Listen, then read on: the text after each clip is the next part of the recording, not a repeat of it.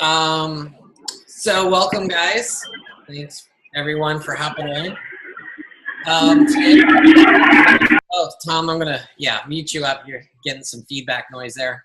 We're gonna be talking about content, right? How to develop great content, and I'm gonna turn it over to Michelle because she has prepared some information for us, and she'll lead our conversation tonight. But feel free to ask questions, jump in, share things. All right, go ahead, Michelle. Awesome. Okay, sorry. I was like finishing. I did this presentation to my team before, and I wanted to go through and spice it up for you guys since we've been through it once. But I'm really excited about this class because part of what we do is social media marketing, and that means content marketing. A lot of times it's easy to feel overwhelmed when we become a coach. We're just a normal person, and all of a sudden we're told you have to post on social media, you have to post so many times a day, you have to post about different things, and then it's like, oh crap, I haven't posted on Facebook today or Instagram. What am I supposed to post, right? Because we know we're supposed to be doing it. So what I did was I put together a presentation for you. I love visuals, so I put together a presentation to kind of make it easier to follow along. And if you're able to take notes, you might want to take notes on this one as well. Okay.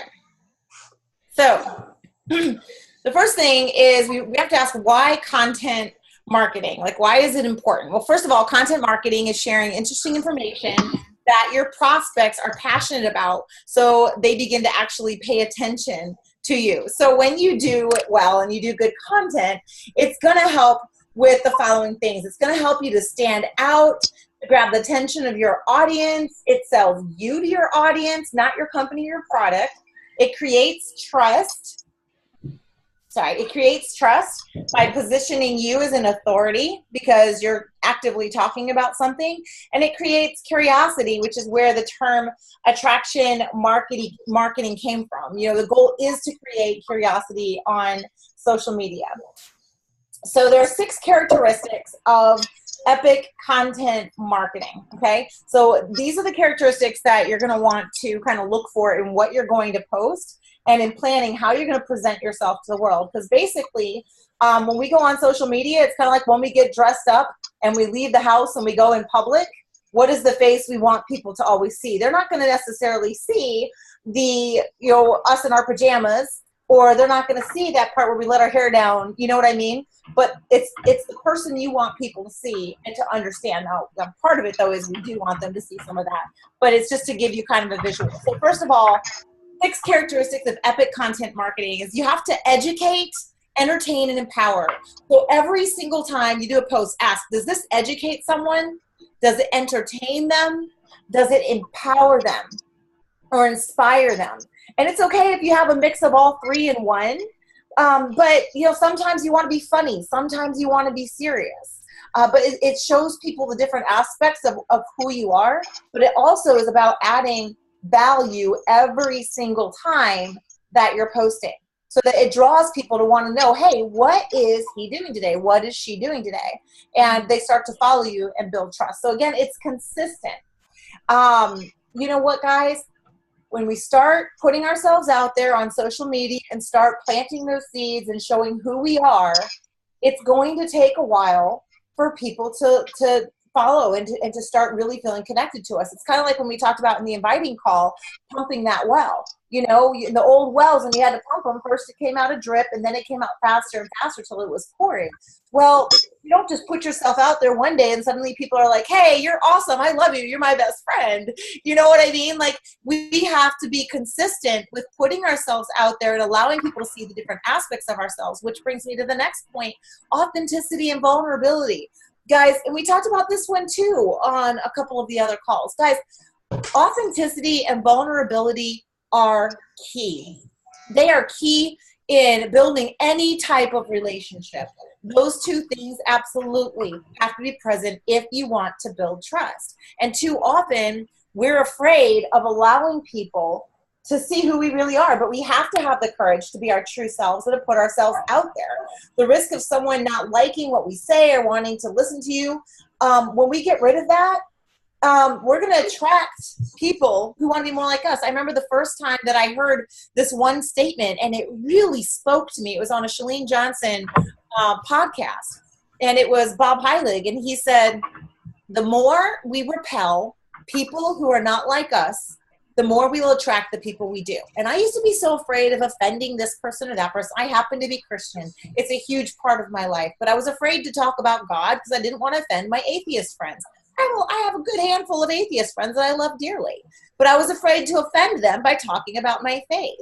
But hearing that made me stop worrying about what other people think. The more we repel the people who aren't like us, the more that we're going to attract the people that we want in our challenge groups, that we want on our teams, and we have to focus on that. That if someone else walks away, it wasn't meant to be, and someone else is seeing who you are, and they're connecting. So I really want to challenge you on that. It has to have a point of view or perspective, and again, this goes with vulnerability, because having your own point of view and perspective is what makes you you. It's okay to share something that's controversial. You might want to stay away from the really hot button topics, but don't be afraid to have an opinion on a subject. You know, I love what Brene Brown talks about in Braving the Wilderness. I love that book, and she talks about how, because she's pro-gun, and she grew up in Texas, and they had guns, and she gave a talk, she offended somebody. She's like, we have to be okay with having conversations with people and respecting their position. You know, so as a Christian, I need to respect my friends who are atheists and to try to understand their position. But it's okay for me to have my opinion as a Christian, you know, so figure out don't be afraid to share your viewpoint or your perspective. You know, I love that. I'm a country girl, and I love that Randy Travis song, you've got to stand for something or you'll fall for anything. And there's so many times in my life that I but that song is playing in the back of my head. It's like, you've got to stand for something, you're fall for anything. But when you stand for something, it makes people believe that you're the real deal, because that takes guts and that takes courage. This other point is it can't be an infomercial. So we have to be careful that we're not sitting and say, hey, try this Shakeology. It's awesome. Here's my link. It is not an infomercial. Content marketing, epic content marketing, you might not even talk about your product. You might not even talk about your product. The whole point is that you want to add value to others and share things that are going to help people lead better lives. If you do that, you're always going to win, because people are going to build trust with you. They're going to come back to you. So when you send that invitation, you say, hey, I've got the challenge group. They're going to know you, feel like they know you and trust you, and their chances of saying yes skyrocket. So what is the difference between marketing and prospecting? And I have these flipped here, but marketing is passive. Prospecting is active. So prospecting consists of all the activities that create the income, build a team, and it means that you're actively reaching out to people, following up, training new team members, enrolling customers, exposing people to your business and products behind the scenes. Marketing is lead generation. It creates the opportunities for you to work your business. It's the process of getting your name out there, creating your personal brand, and attracting people to you. Sometimes before they even know anything about your company and product. And mostly it should be, I would think, the way you want to attract people to who you are first and foremost. So something to remember is that social media is marketing. And marketing does not, and I repeat, does not qualify as actually working your business. Marketing is passive and prospecting is active. So marketing is watering. Prospecting is you're planting the seeds. Hey, you want to come to my challenge? Would you like to join me? And following up, hey, I saw you had a bad day today, just checking in. How are you doing?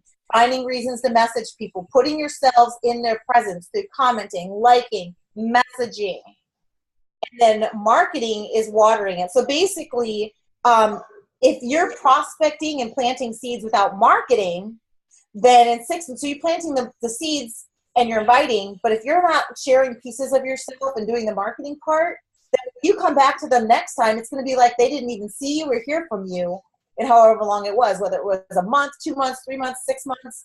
But if they're seeing you constantly on Facebook, it's watering those seeds. They're feeling more connected to you. So marketing plus prospecting is going to give you great results. You do those two together. You plant the seeds and you water them. So again, you're doing your power hour, and then you're sharing who you are. It will help yield great results. But you have to remember that 80% of your time, especially unless you are extremely successful, 80% of your time should be in presenting, following up, enrolling, and training. So most of us have it flipped the wrong way. We make great looking posts and we take our time to make them look good. But if we're not doing the other actions, it's not going to turn into anything. So that's extremely important to remember. So there are some myths that go with content marketing that kind of make us nervous about putting ourselves out there. The first one is that we think we have to be an expert. I don't want to share about personal development, or I don't want to share about fitness because I'm really on my journey and I'm not an expert. Like, I do not have this down. And so that's one of the myths. The second one, is that we have to be creative.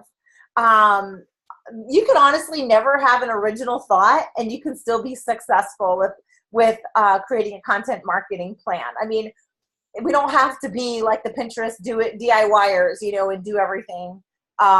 You can do this without having an original thought. Sometimes we need to have some sort of certification. I need a nutrition certification. I have to be a certified trainer. I have to be this or that. Well, we don't. I'm going to tell you what, I've spoken to some coaches who are certified trainers or certified in nutrition, and they have told me specifically, I never mention that to people. I just use that knowledge to help them, and people feel like they can relate more to me.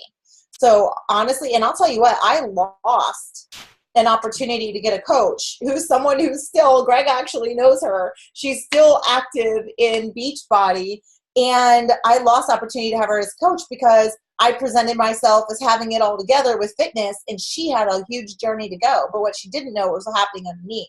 So she signed up with someone else. And I mean, we're still great friends, we do a lot of stuff together, but the thing is, she went with someone who was on her journey, who was not an expert, who was not certified in anything.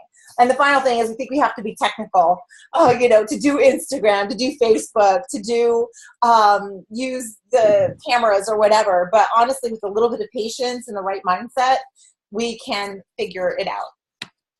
So we have to ask ourselves why we're not taking the action we need to take when it comes to creating content. People often feel paralyzed and don't move forward for two reasons. There we go. One is the curse of knowledge. So that states that we take for granted what we know and what we learned. So we think no one's going to be interested in this because everybody knows this already. So why would I share this? But honestly, in all reality is everyone doesn't know it. And yes, they do care. So let's say you've been clean eating for a while. You're like, well, everybody knows that, they shouldn't be eating sugar because sugar will kill you and give you cancer or whatever. Well, the fact is, no, everybody doesn't know that. So to take the knowledge that you have and stop saying that everybody knows it, but realizing that people need to learn that. So some of the videos that have done really well in the past, have been videos such as the last 5 books I read, or what I ate for breakfast, or my grocery haul. That stuff, I've seen so many people do what their grocery haul is. I've done it before, and people are like, oh my gosh, what'd you get that from? Where'd you get Costco? How much did that cost? Or, oh, I never thought of that. Oh, I didn't realize they carried that. The best way for people to learn, and as a mom of 6 kids and having a 17-year-old almost who's really growing and doing great, I can tell you leading by example is the best way. So if you're doing it, share what you're doing along the way, and people will need to hear it. The second one is the imposter syndrome. Oh, what's wrong with my computer today?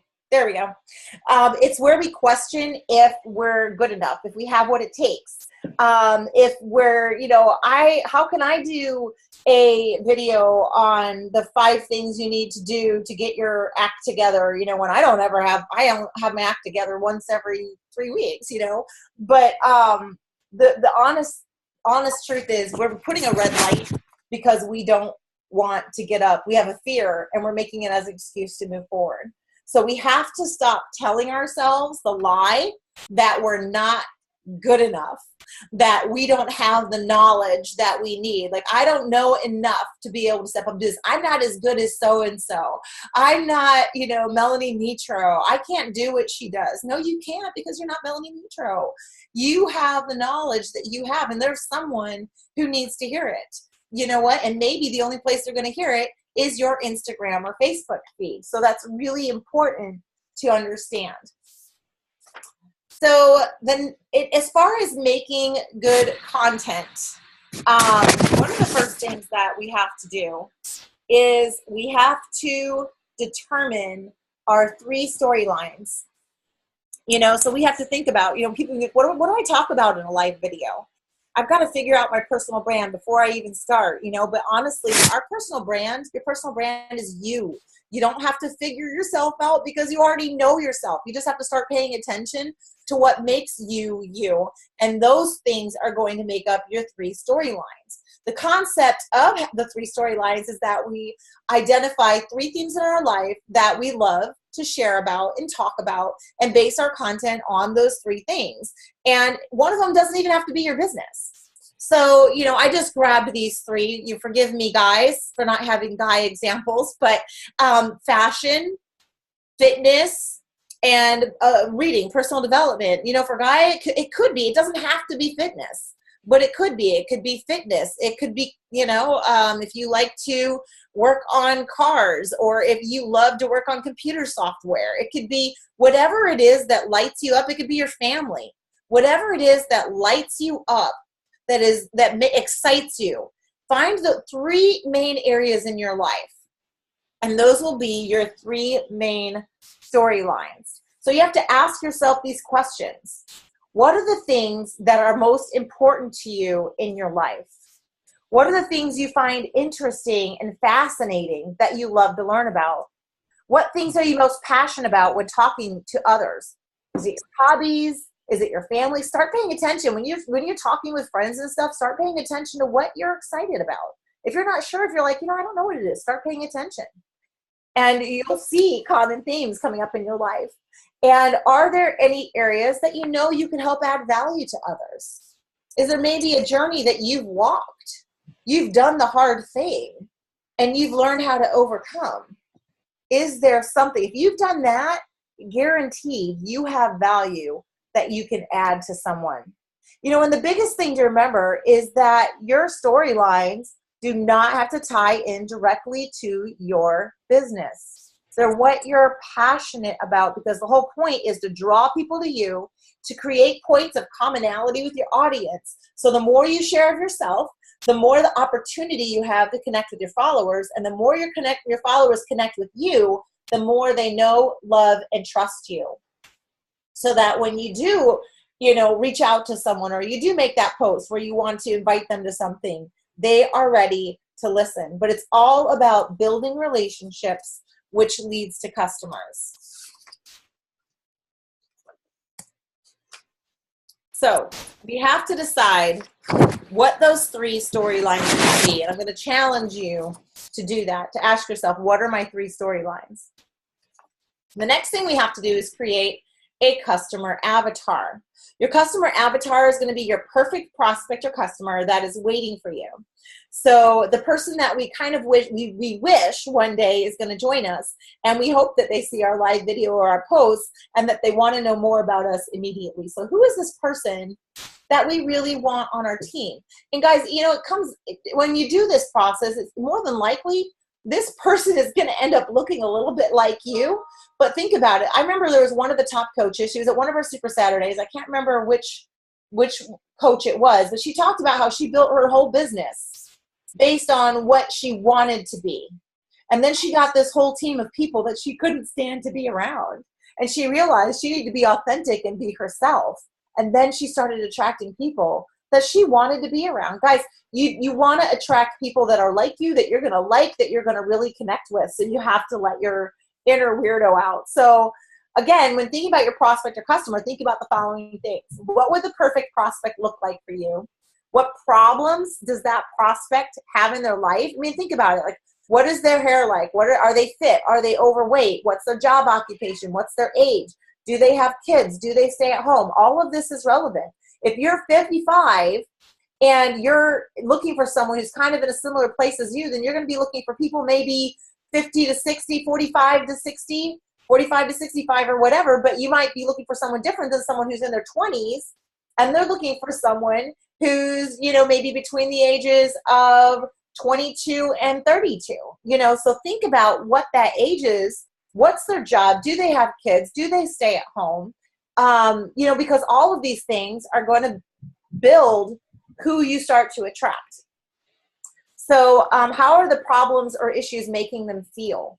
That's really important, to tap into those emotions, and what content would they need to help solve the problems. And it's really important to remember that we're not talking about what products will solve their problems. It's what content will add value and trust before even considering asking anyone to use your product. So what content, when you look at your perfect prospect, what does he or she need to hear? What's going to add value to their lives? And again, as you complete your customer avatar, you might discover that that's someone who looks just like you, or maybe it's someone who looks just like someone that you really care about. So that's often what it is. You might even have the same avatar for all three storylines or not, but we have to create an avatar for each of the three storylines. So, you know, I just, you know, grab the pictures from before. You have someone in fashion, someone in fitness, someone who loves PD, loves personal development. You figure out what is each of these people like, and who are you trying to attract to your team. And again, it might be all the same person in one, but maybe there are different people. Maybe one of them is going to look like your sister. Maybe one of them is going to look like your best friend. Maybe one of them is going to look like you. Maybe one is going to look like your brother. So something to keep in mind. You're going to want to give your customer a name and find an image of what they look like online. Like, find an image, like figure out what their personality is. Start thinking about them. Become invested in their emotions. You know, when you're getting ready to post on Facebook, it's attraction marketing. Who are you attracting to you? That person, are they struggling with their weight? Are they wishing that they could stay on track? Well, maybe you give them 5 tips to stay on track, you know, but really think about what is going to add value to their lives. And then once you kind of get an idea of what your storylines are and what your avatar looks like, then we can look at making the actual content. So there are 2 ways to create content, okay? The first one is the expert approach. So you're positioning yourself as an expert, and you say, I've seen success, and I know how to do it, and here it is. And that could be someone who has overcome something major and has been successful at it and wants to reach out their hand and walk someone through it. Or it could be someone who's a doctor and wants to give the doctor expert approach. But most of us are going to take this other approach, which is the take the journey with me approach. This is the anti-expert approach. So we tell people what we're learning, and it becomes more relatable, and it duplicates down, because as we're talking to our coaches and saying, hey, let's do some live videos and create content, they're like, well, I'm not an expert like you are. And they're not going to be saying that, because they're going to know that you're sharing as you go. You're sharing what you're learning, which is called learning out loud.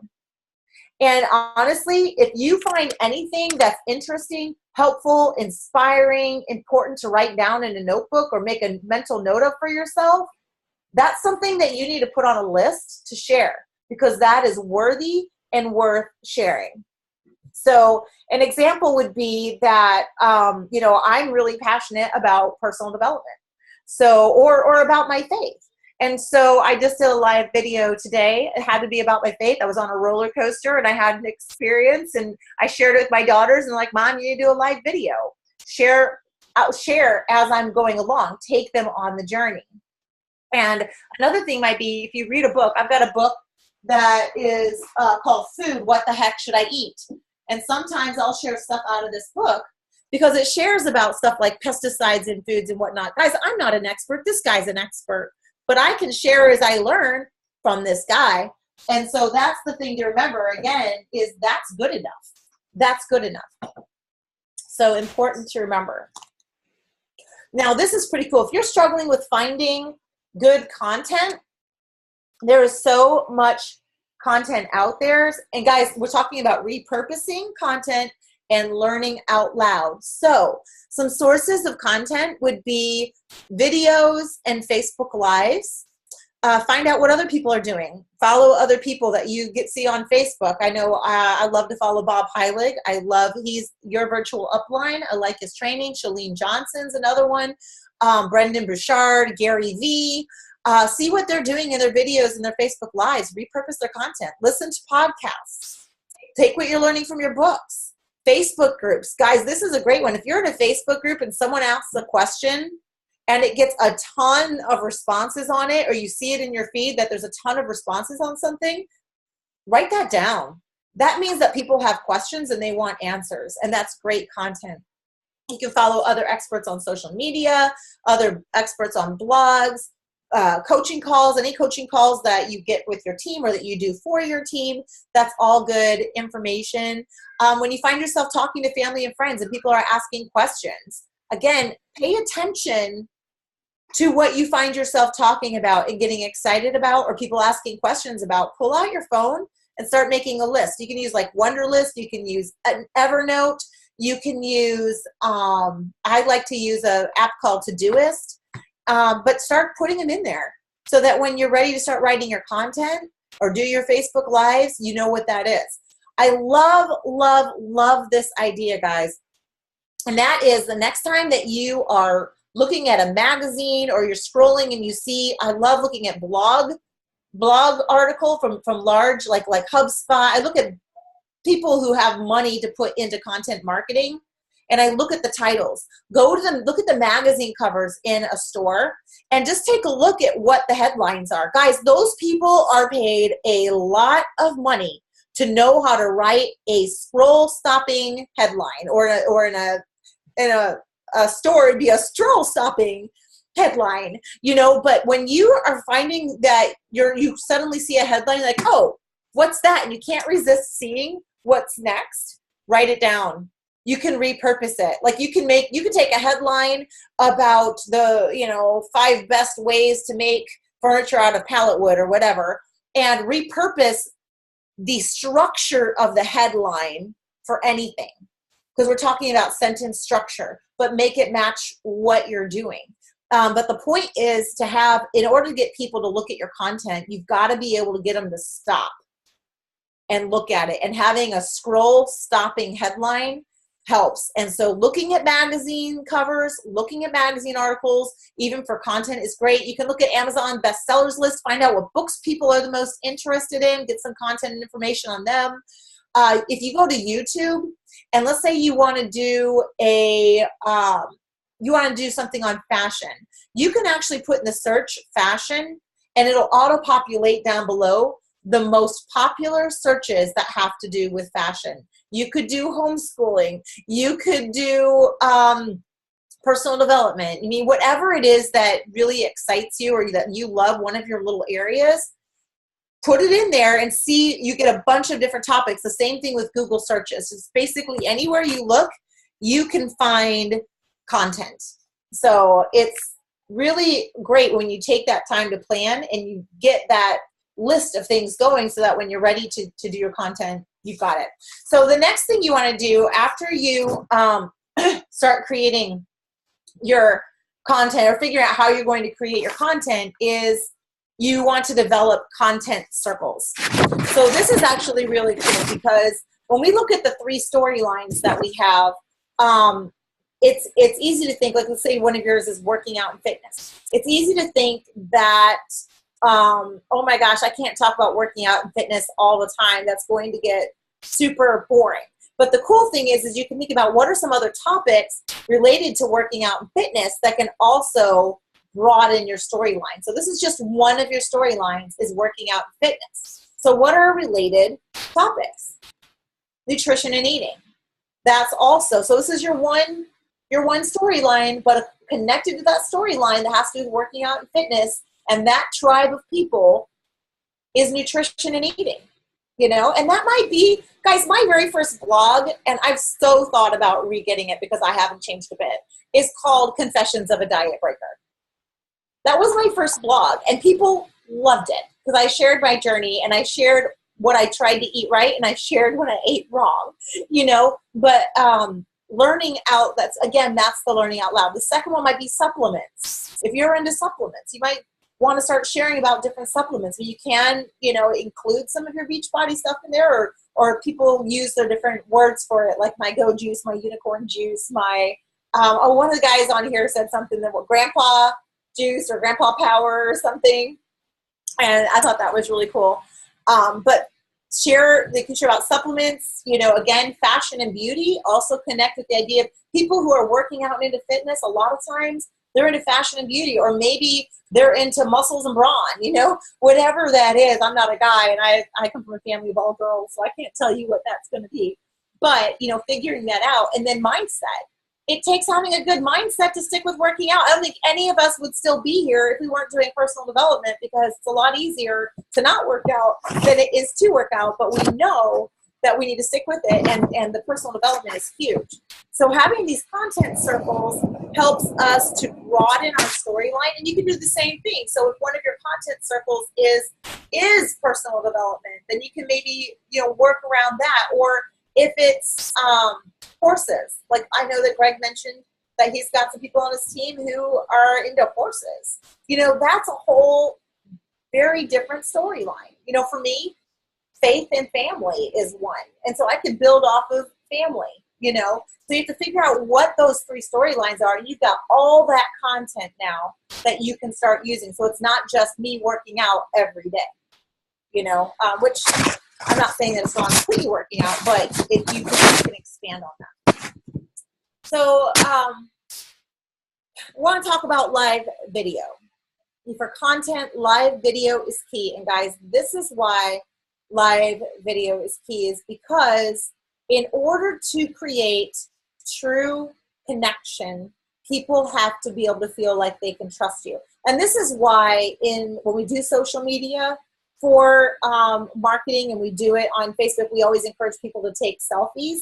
And if you're going to post something, post a selfie with it versus just posting a different picture and words.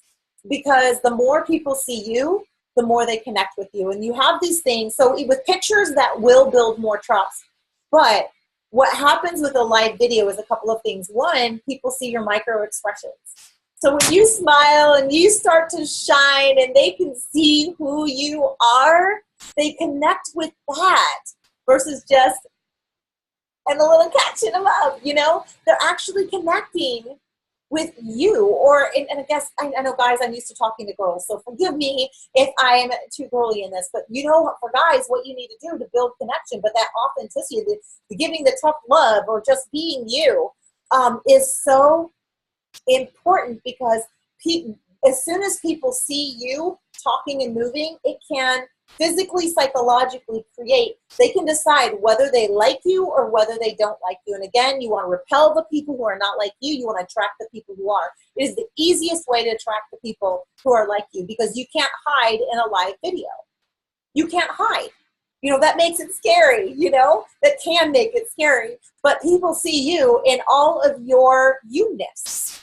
And so it builds trust really fast, because they know you're not editing things out. They know that is you, 100% authentically you. So it is important to embrace live video in content marketing today. So here are some tips to creating live video. The first one is pretend like you're talking directly to your customer avatar. Sometimes if you're looking at a video and you're just talking, it can be like kind of odd if you're not used to it. But if you have your customer avatar, or let's say you want to pretend like you're talking to your best friend, put that person in your mind, or put a picture up and speak to that person, and it will help you to feel more comfortable. The other thing is talk twice as much about your failures as you do your successes. People will not buy your success until they bought your failures. Failure doesn't make you look weak, it makes you look stronger. Because now there's something I want to say is very important with this. You want to talk about your failures in light of overcoming them. Because we don't want to look like a hot mess. We have to be very careful not to look like a hot mess. But we also don't want to look like Wonder Woman, because nobody can keep up with Wonder Woman. Everybody wants to be Wonder Woman, but every people know they just can't be that. So, or, you know, Captain America, you know, people can't be Captain America. But the thing is to remember that it's okay to talk about your failures. Like, you know what, this weekend I totally dove off the wagon. My mom, my sisters came in and we ate Cheetos, whatever. But the cool thing is I know what to do. So it's Monday and here is how I'm coming back from that. You know what I mean? So that's the way you can share a failure, but share it in light of this is how we fix that failure. So you're still adding value to, or how I get past it. I woke up this morning really grumpy, man. I was in a bad mood. I ended up losing my temper on my kids. And then I remembered that I had to pull out my emergency checklist. And these are the three things that I did to turn my attitude around. I want to share them with you today. So again, you're sharing your failures. You're sharing your humanity, because we all have them. And, and the one thing I want to share real quick, it's kind of a little off topic, but it's not. I went to the Girl Wash Your Face movie, the Made for More movie that was in the theaters. It's on again on the 13th. If you haven't gone, it was pretty good. But the one thing out of the entire video that hit me the most was she had a conference for women. And in the conference for women, she had this list of papers, sheet with check marks next to it, that every woman was supposed to check all the things that she'd been through, whether she lost a baby, whether she'd been raped, whether she'd was addicted to drugs, whether she had battled depression or anxiety. And so they had all these things, and every woman was supposed to check off all the things she struggled with. And after they were done, they were supposed to fold the paper up, and they passed it around a million different times until nobody knew who had whose paper. And they did this thing called Stand for Your Sister. And so what they do is they went down the list of things on the paper, and they said, okay, if you battled anxiety, stand for your sister. And so the person, if it was on their sheet of paper, they'd stand. And so you'd see kind of a percentage of the room that battled with anxiety, that lost the children, and the one that struck me the most, and I'm saying this because I think it has to do a lot with live video and comfortability, but the one that struck me the most was when she asked the question, the women who checked the mark next to, I hate the way I look.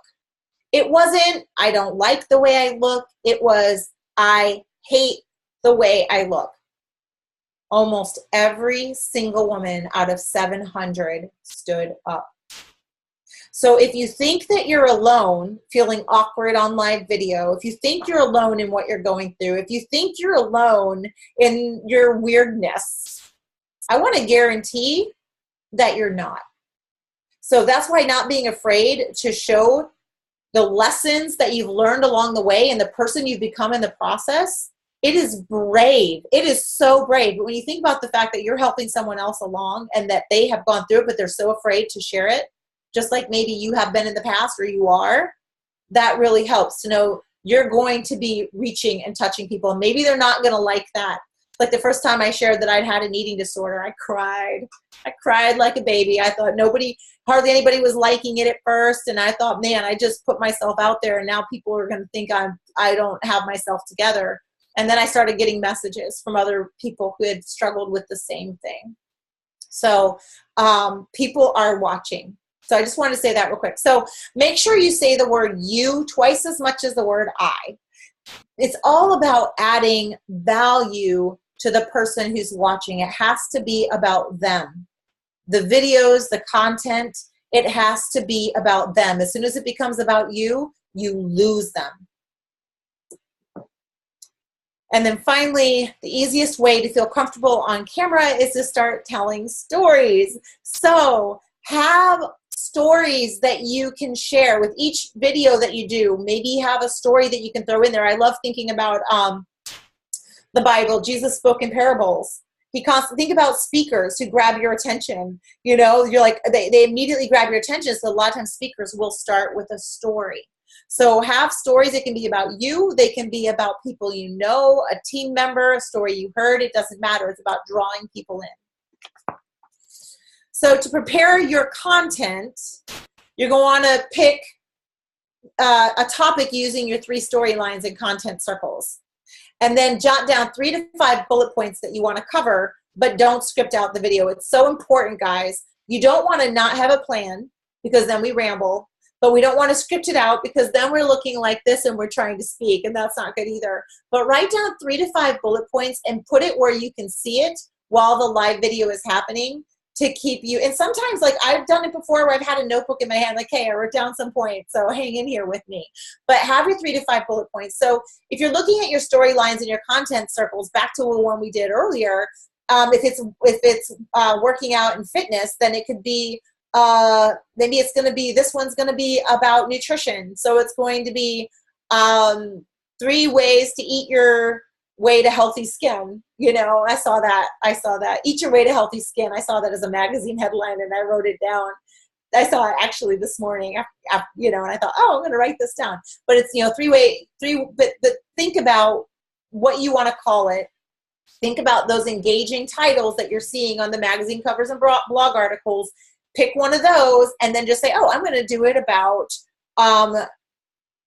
nutrition. So let's grab one of these headlines. That's great. 5 ways to increase your metabolism. Okay, 5 ways to increase your metabolism, or you can put 5 ways to, and then put your little blurb in there, whatever it is, then jot down 5 points you can share. Guys, it doesn't have to be perfect. It just has to be 5 things that can help you increase your metabolism. And guess what? You can Google it. If you don't have the information, Google it. Find it. And then share those 5 things. Again, you don't have to be the expert. You just have to share what you're learning along the way. And then come up with a story or experience related to the topic that you can share.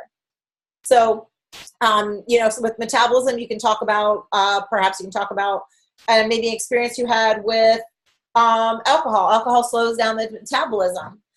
Telling a story. I know that I could, you know, tell a story from a retreat where I had an experience talking to someone about that, and you could share what you're learning within a story concept. But basically, whatever it is, you can do that, and then you can do research on Google. Again, you don't have to be the master. So, in order to actually do the video, this is really, really, really helpful, guys.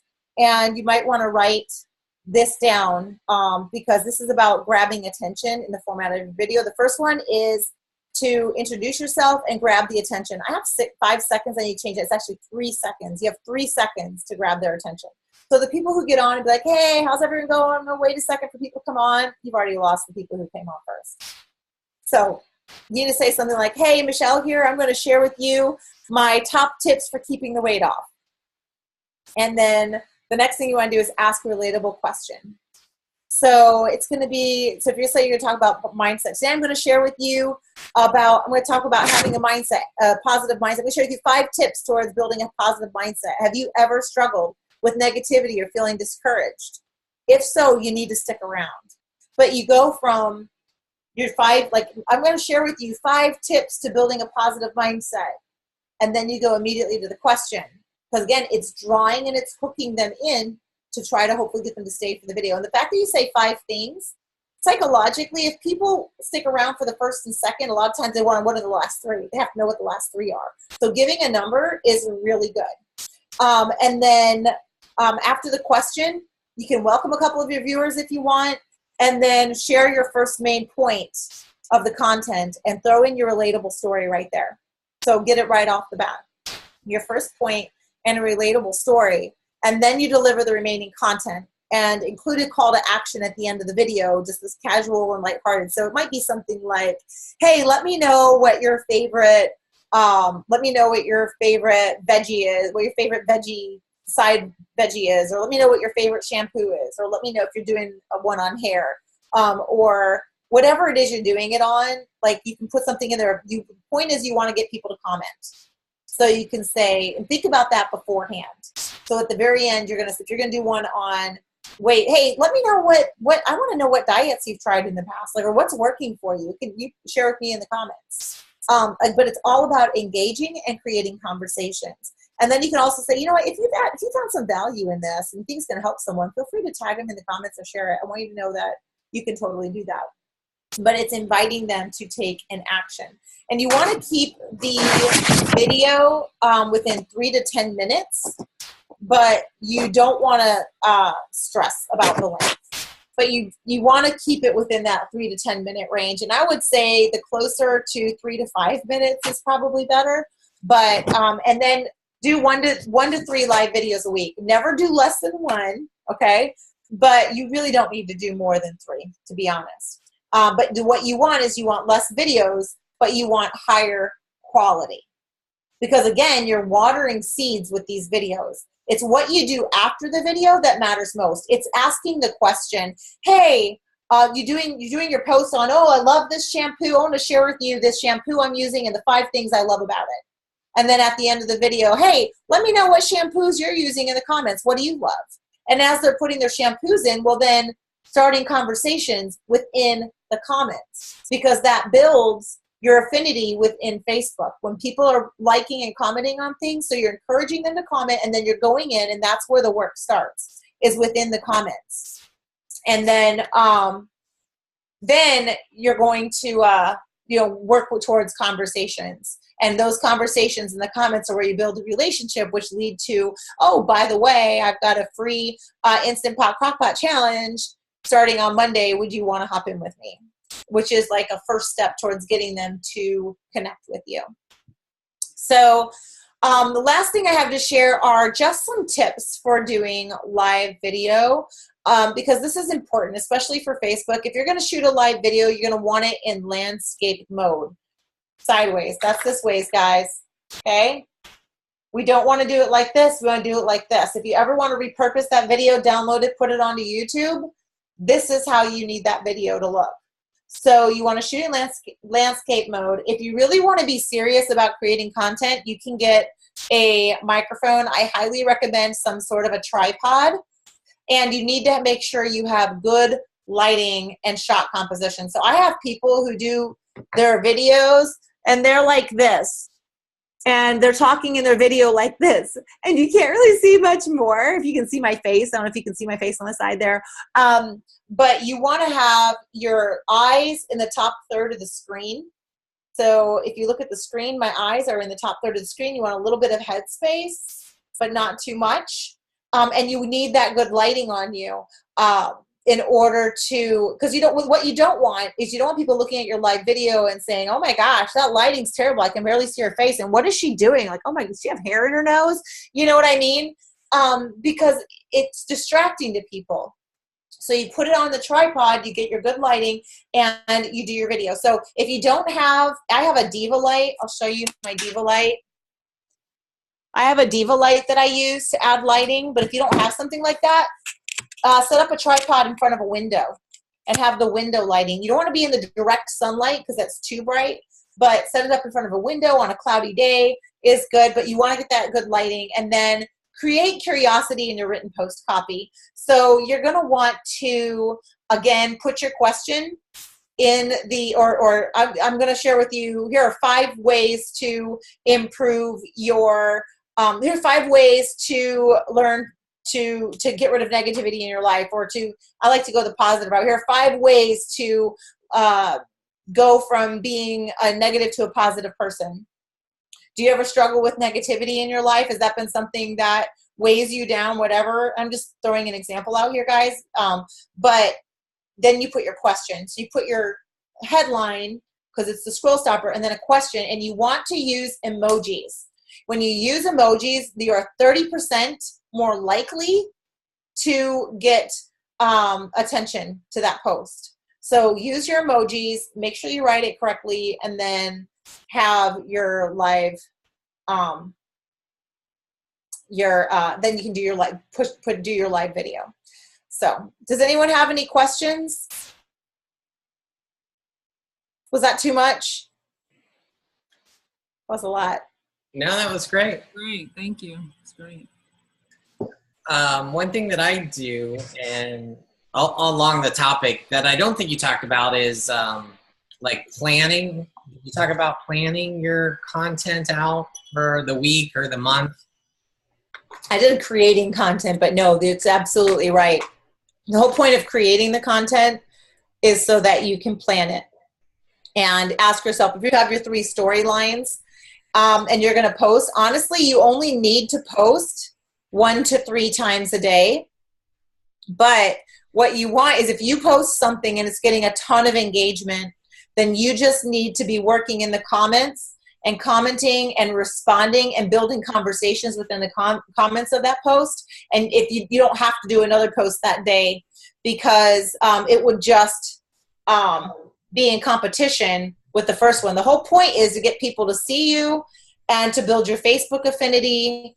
And if you do something that is already getting that kind of attention, you don't have to compete with it. So you can do, if you want to schedule your posts out, you can say you've got your 3 storylines that you want to do,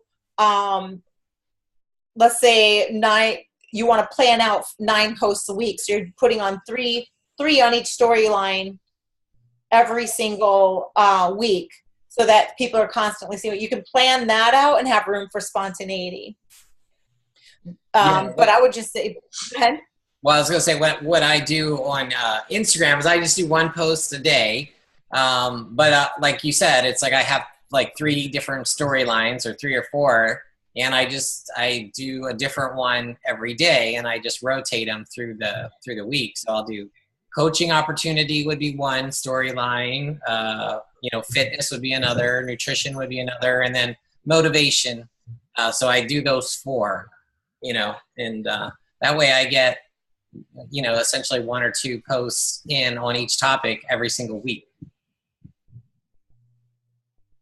Yeah, and then your stories, your Instagram stories and your Facebook stories are where you do most of your spontaneous pictures, and you can do as many as you want in those. What I wouldn't recommend is doing 20 pictures of your workout in a row. I would definitely not recommend that, but to show different parts of your day and your life and what makes you you, that's a great place to do it. Yeah, I love some of those coaches that I see. A lot of the top coaches, they have these, like, their little storylines are so tiny because they have so many stories. You get coaches like that have like 50 stories. I'm like, who in the world is going to watch your 50 stories? But obviously people do, You've got time for that. Right. Yeah. So. All right. Anybody? Was that helpful, guys? Yeah. You feel overwhelmed? No? Okay. Everyone's so quiet. I'm like, I hope I didn't overwhelm everybody. Ready to get started. She's good. If you guys have questions about your social media and you want me to take a quick look at your profile and give you some feedback, I don't mind doing that. Just reach out to me. But if you message me, you need to let me know that you're on Team Engage or you're in the Team Engage group, because I get a ton of friend requests every day and I don't always respond to them unless I know who people are. So if you tell me we're connected, I'll Michelle does professional branding for people. So she is a professional brander, professional social media person. So yeah, you just can't get your feelings hurt, because if you ask me for my opinion, I'm going to be honest. And she's a perfectionist. I'm a perfectionist. All right, guys. Well, thanks for coming on the call. We'll wrap up early tonight so everybody can. Well, a couple minutes early, not too early. Go make your content circles. Right. You can go make your content. Post them in Team Engage when they're done. Erica? Can you take a picture? Oh, Brian? Brian? Sure. People show up just for the picture. Glam light. No, that's not good, Michelle. Right? That's too much light. Too much. What? My glam light. Too Oh, much. your light. Yeah, that's too much light. Yeah, you're shiny. You shine. All right, ready, guys? Smile. Okay. Got All it. right. I'll post it in the chat.